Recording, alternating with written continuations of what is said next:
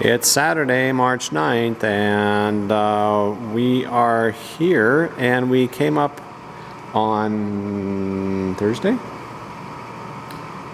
I can grab it. But when did I do the... Oh, Tuesday. Tuesday. We're up Tuesday. We had a thing. We did a thing on Tuesday that I'm going to show you right now. It's Tuesday, March 5th, and making a short visit up here. We have the right aileron that we need to finish putting the balance back in it, the lead shot. So we're gonna look at that, work on that.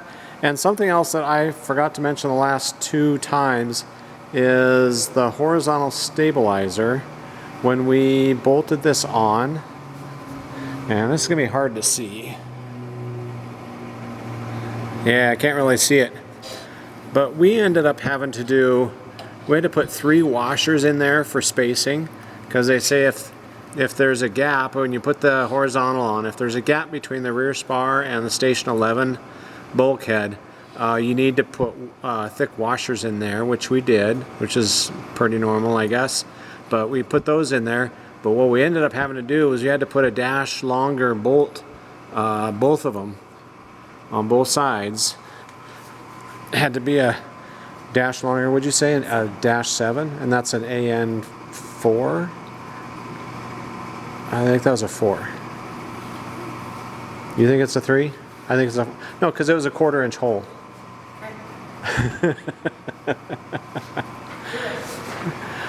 So anyways, be sure to watch out for that, that you might need to put a dash longer bolt through that bulkhead.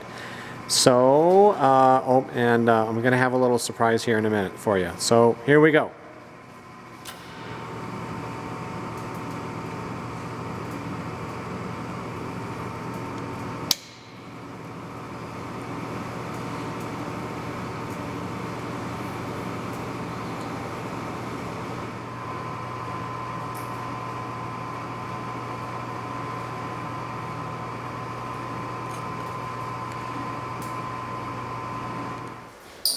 Well, rat farts.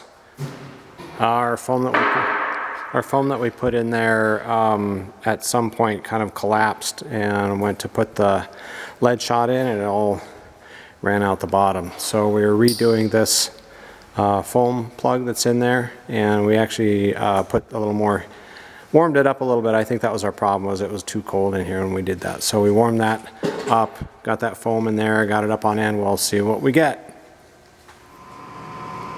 So we're pretty happy to have that, the power, being able to power everything up now.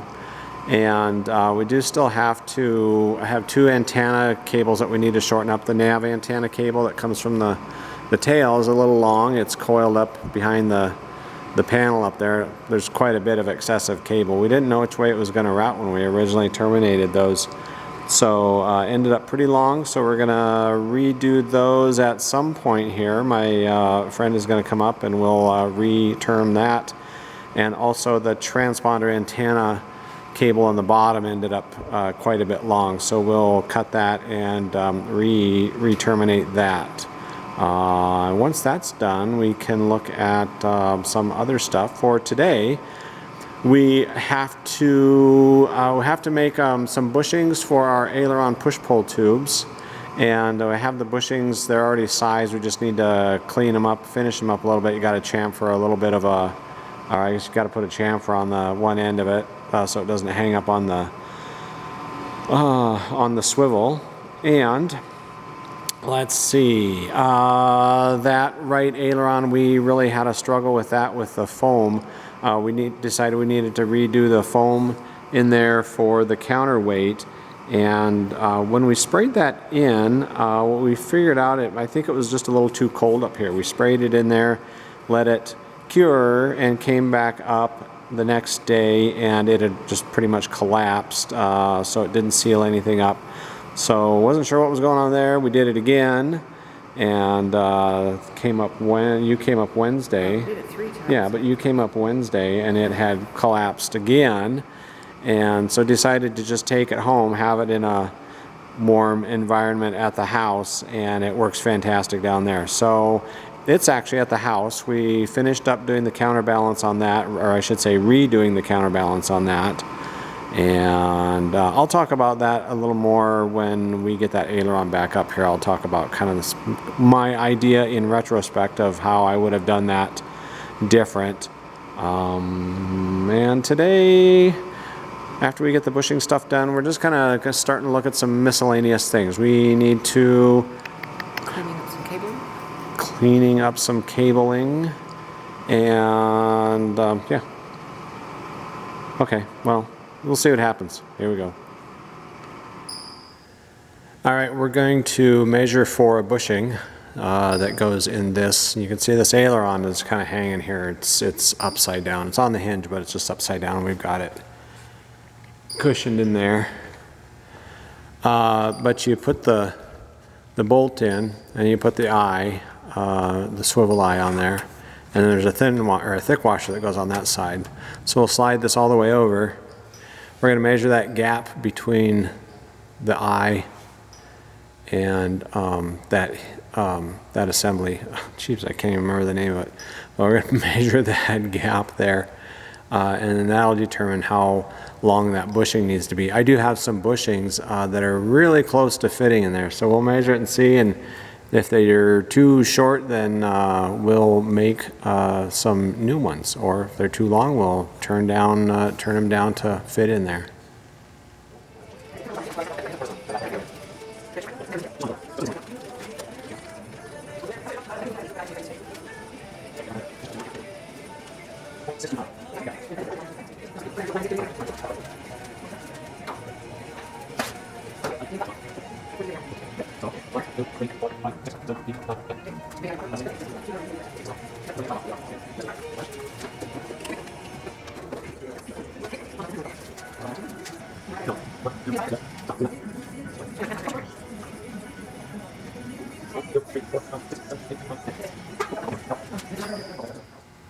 We're not going to be able to do the whole thing today since we don't have the other aileron for that side, but we're kind of getting started on this rigging and connecting of this aileron up to the left side. And we've got our rod ends. Got our rod ends threaded on. These are threaded on 10 turns each on both ends. And then we took the slack out of the aileron cables, so all of the slack's taken out of that. It's kind of loose. Whoops, we put slack in it. We didn't take the slack out of it. We left it loose. Clamped the control sticks so that they're straight up and down. They're neutral for the ailerons. And once we did that, we align the bell crank, the aileron bell crank, up to that. There's another hole that corresponds with this on the other side, and you put a 1/4 inch bolt up through this tube, and it goes up on the other side. It goes through that hole, and it locks that bell crank in place. I did have to get a reamer and ream this out. There's powder coat up inside of there, so I used a .249 reamer to ream that, and it leaves just enough friction in there, and it holds that bolt in there. So that lines all that up, and now we're ready to connect this aileron.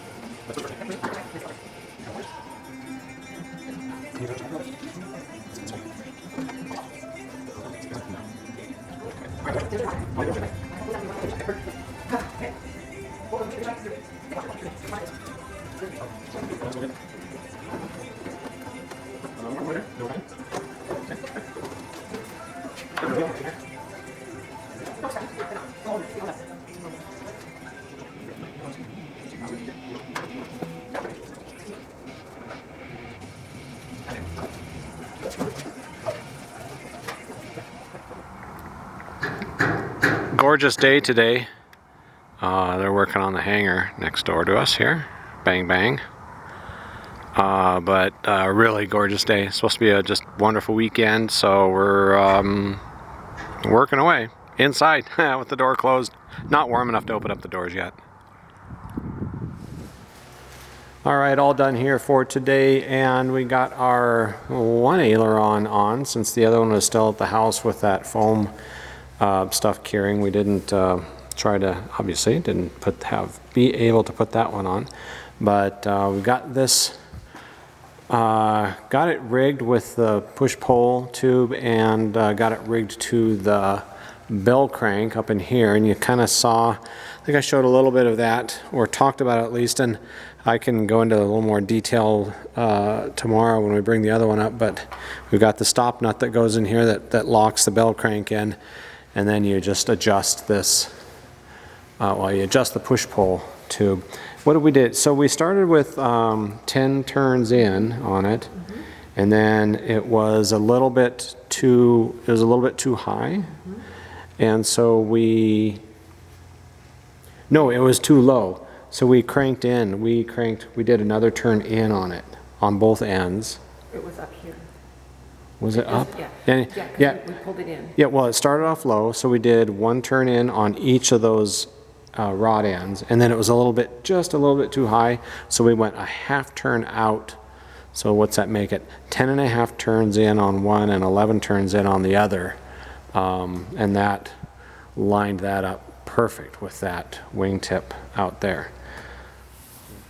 Did some more work back in here. Got I didn't do a video. You guys have seen this a whole bunch, but did lacing on the ELT cables coming out.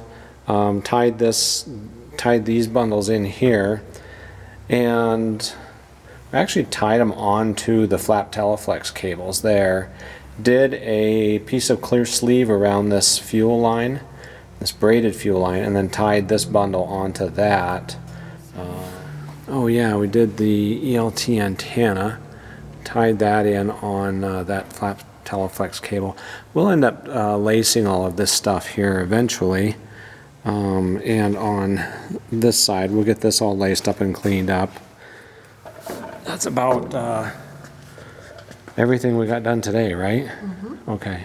All right, so tomorrow hopefully we'll get that other aileron on and get it rigged to the bell crank, and then we can rig the ailerons to the sticks. So hopefully we'll get to do that tomorrow. But thanks for watching the videos. Everybody have a good evening, and that's it for now.